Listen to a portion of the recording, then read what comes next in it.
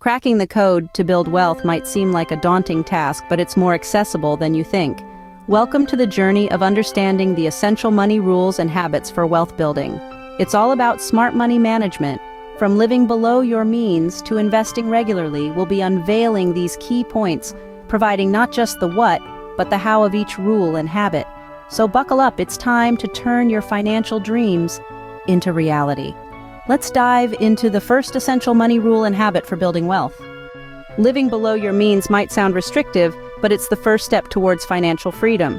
But what does it mean to live below your means? Simply put, it's about spending less than you earn. It's a straightforward concept, yet it's challenging for many to implement because it requires discipline, patience, and a shift in mindset. Think of your income as a pie. For many of us, our expenses take up most of that pie, leaving just a tiny sliver for savings. But when you live below your means, you reverse that. You ensure that a significant portion of your pie is designated for savings and investments, while a smaller portion is for expenses. The benefits of living below your means are manifold. Firstly, it provides a safety net. When unexpected expenses pop up, as they invariably do, you're not left scrambling. You have reserves to fall back on. Secondly, it allows you to invest more. The money you're not spending on immediate gratification can be put to work, growing over time and multiplying your wealth. Now, you might be wondering, how can I reduce my expenses and increase my income? Well, the first step is to take a hard look at your spending. It's about distinguishing between needs and wants. Do you need that daily latte, or can you brew your coffee at home? Do you need the latest smartphone, or can your current one last another year? As for increasing income, consider picking up a side gig, selling unwanted items, or investing in your skills to qualify for a higher-paying job. Remember, every little bit counts. Even a small increase in income can make a significant difference over time. In summary, living below your means isn't about deprivation. It's about making conscious decisions about your money. It's about prioritizing long-term financial security over short-term pleasures. And most importantly, it's about taking control of your finances rather than letting your finances control you. When you live below your means, you set a solid foundation for wealth accumulation. Ever wondered where all your money goes? Tracking your spending is the key to answering that question. A lot of people don't realize how much they spend on a daily, weekly, or monthly basis. You might think, well, I only spent a few dollars on coffee today, but over time, those small purchases can add up. That's why it's important to keep track of every single penny that leaves your wallet. Now, you may be wondering, how exactly do I track my spending? Well, it's simpler than you think. The first step is to create a budget. This is basically a plan for your money. It allows you to decide in advance how you're going to spend your income. When creating a budget, start by listing all your sources of income. Next, list out all your fixed expenses like rent or mortgage payments, utility bills, and any loan repayments. Then, list out variable expenses like groceries, entertainment, and personal care. The aim here is to ensure that your income is greater than your expenses. If it's not, you'll need to make some adjustments, either by increasing your income or reducing your expenses. Once you've got your budget in place, the next step is to start tracking your spending. This involves keeping a record of every single transaction you make. And I mean every single one, even that dollar you spent on a candy bar. This can be done manually by keeping receipts and noting down your purchases in a spreadsheet or notebook. But let's face it, in our fast-paced digital world, there are easier ways to do this. There are several budgeting tools and apps available that can simplify this process. These apps can link with your bank accounts and credit cards, automatically tracking your spending and categorizing it for you. Some popular options include Mint YNAB, You Need a Budget, and Pocket Guard. These tools not only track your spending but also help you stick to your budget, alerting you when you're about to exceed your budgeted amount in a certain category. In conclusion, tracking your spending is a crucial habit to develop if you want to build wealth. It gives you a clear picture of where your money is going, allows you to control your spending, and helps you make informed decisions about your finances. Remember, what gets measured gets managed. It's time to put yourself first, financially that is. The second rule of wealth building is to pay yourself first. But what does this really mean? Well, in simple terms, it's all about prioritizing saving and investing before you start spending. Yes, that's right. Before you pay your bills, buy groceries, or even splurge on that new gadget you've been eyeing, you should first set aside a portion of your income for your own future. Think of it as setting aside a part of your earnings for your future self. This could be in the form of savings, investments, or contributions to your retirement fund. It's not about being selfish, but rather about securing your financial future.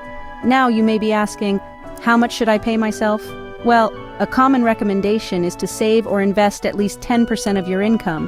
But remember, the more you can put aside, the faster you'll reach your financial goals. However, paying yourself first isn't just about the amount you save. It's also about when you save. Ideally, you should do this as soon as you receive your paycheck. Why? Because the longer you wait, the more tempting it becomes to spend that money on non-essential items. Now let's talk about the magic of compound interest. Imagine a snowball rolling down a hill. As it rolls, it picks up more snow, growing larger and faster. That's essentially how compound interest works. The money you save or invest earns interest. Then that interest earns more interest. Over time, your money grows exponentially, not just linearly. This is why it's so important to start saving and investing early and consistently. The earlier you start, the more time your money has to grow. Remember, wealth building isn't about making huge sacrifices or living a life of deprivation. It's about making smart, strategic decisions with your money. It's about prioritizing your long-term financial health over short-term wants. Paying yourself first ensures that your future self is taken care of.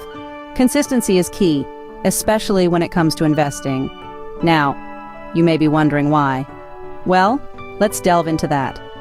Regular investing, often referred to as dollar-cost averaging, is a strategy where you invest a fixed amount of money at regular intervals, irrespective of the market's fluctuation. This could be weekly, monthly, or quarterly. This strategy can be beneficial for several reasons. Firstly, it instills a disciplined approach to investing, turning it into a habit rather than a one-off event. Secondly, it can help reduce the risk of making a large investment at an inopportune time. With regular investing, you're spreading your investments over time, buying more shares when prices are low and fewer when prices are high. Now let's talk about the different investment options.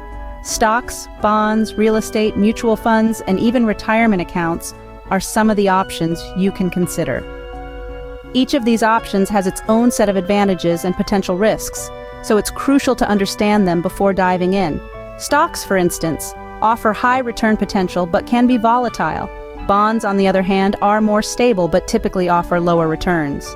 Real estate can provide both income and appreciation, while mutual funds offer diversification and professional management. Retirement accounts like 401(k)s or IRAs offer tax advantages for long-term savings. But here's the golden nugget of wisdom. Start investing early. The earlier you start, the more time your money has to grow.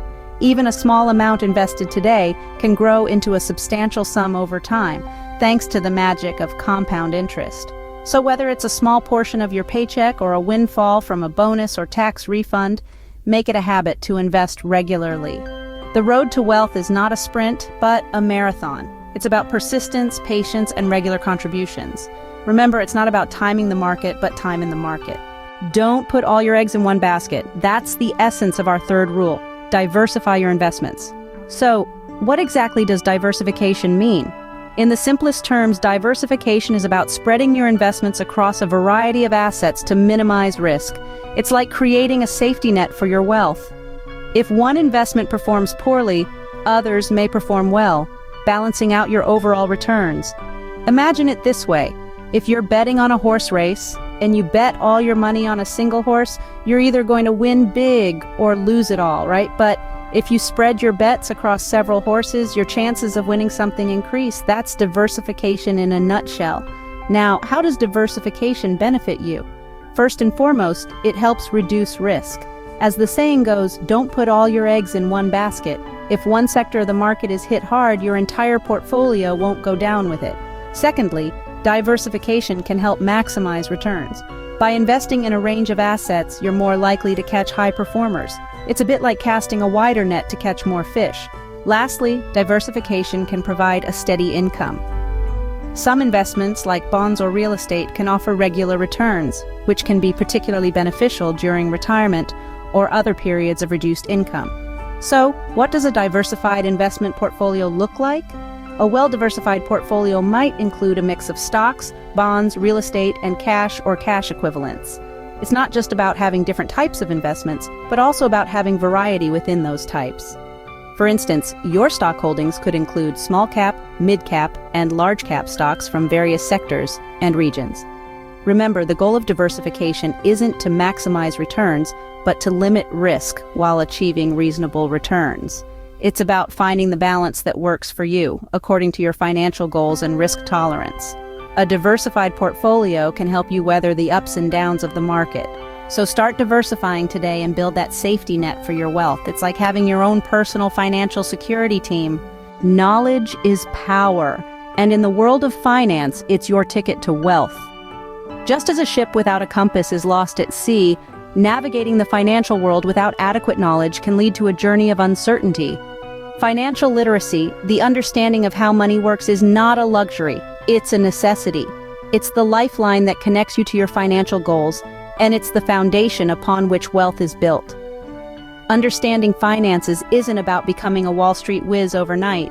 It's about grasping the basics, knowing how to budget, and understanding how to invest. It's about learning the difference between assets and liabilities, between good debt and bad debt.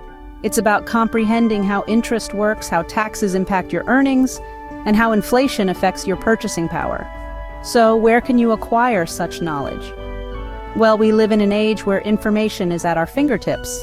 There are countless resources available, many of them free, for those who wish to educate themselves. Books like Rich Dad, Poor Dad by Robert Kiyosaki or The Richest Man in Babylon by George S. Clason offer timeless wisdom on wealth building. Podcasts such as The Dave Ramsey Show or Planet Money provide valuable insights into the world of finance. Websites like Investopedia offer a wealth of information on just about every financial topic under the sun. But remember, while self-education is vital, it's equally important to seek advice from professionals when needed. Financial advisors, tax consultants, and investment brokers possess the expertise to guide you in your financial journey. They can provide personalized advice tailored to your financial situation and goals. Don't hesitate to seek their guidance when making major financial decisions. And remember, financial education is not a one-time event, it's a lifelong process. The financial world is dynamic, always changing, always evolving. New investment opportunities arise, tax laws change, economies shift. To stay ahead, you must be willing to learn, to adapt, and to grow. Never stop learning because the financial world never stops evolving. We've covered a lot today, so let's quickly recap. We started by emphasizing the importance of living below your means. This is a fundamental rule for wealth building, and it involves reducing expenses and increasing income. We then moved on to the habit of tracking your spending, a practice that gives you a clear picture of where your money is going and how to better manage it. Next, we discussed the concept of paying yourself first, a rule that encourages you to prioritize saving and investing before spending. We also highlighted the habit of investing regularly, an approach that leverages the power of compound interest over time for wealth accumulation. Diversifying your investments was the next rule we delved into, a strategy that helps reduce risk and maximize returns. Lastly, we underscored the habit of continuously educating yourself because financial literacy is key in making informed decisions about your money.